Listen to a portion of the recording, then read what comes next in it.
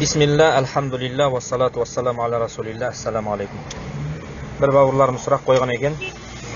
Дұға жасаған кезде бет сипауға бола ма, болмай ма, бір бауырларымыз болмайды деп айтады деп.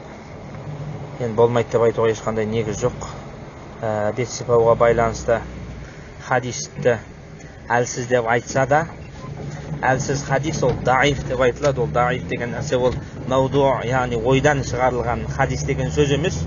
Сондықтан да хадис ғылымдарының ең үлкен ғалымдар болып есептелетін Ибн Хаджар ал-Асқалани өзінің Булуғул Марам деген кітабында әлсіз хадистер егер әртүрлі жолдармен келетін болса, бір-бірін қуатты, бұл хасан дәрежесіне көтеріледі деген.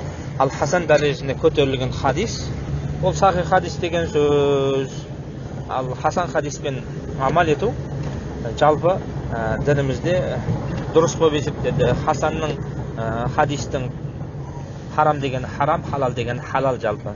Ал енді сондай үлкен хадис ғалымының үлкен майталманы өзінің кітабында бұл нәрсені болады деп тұрған кезде қаңқу әңгіме естіп алып, анадан естіп, мынадан естіп, бет сипау болмайды деп дінімізде бар нәрсе, пайғамбарымыз жасаған нәрсені тыю, Құдай сақтасын, егер әдейілеп істелетін болса, біліп тұрып істелетін болса, бұл діннен шығарып жіберетінде үлкен ауыр күнә болады.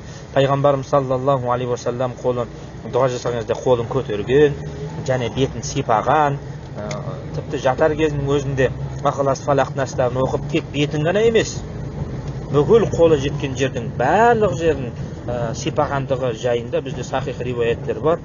Сондықтан да бұрыннан бері істеліп келе жатқан бұл амалды бір-екі адам айтты деп жоққа шығарып, дінде жоқ мұсылмандардың арасына фитна шығару, бұл үлкен дұрыс емес нәрсе. Әркім өзінің жұмысымен айналысып, білімді адамдарға құлақ асқан жөн болады. Алла бәрімізге тура жол нәсіп етсін. Қосымша егер мағлұмат керек болатын болса, мешіттерімізге келіп, сол жердегі ұстаздарымыздан дәріс алсаңыздар дұрыс болады иншаллах.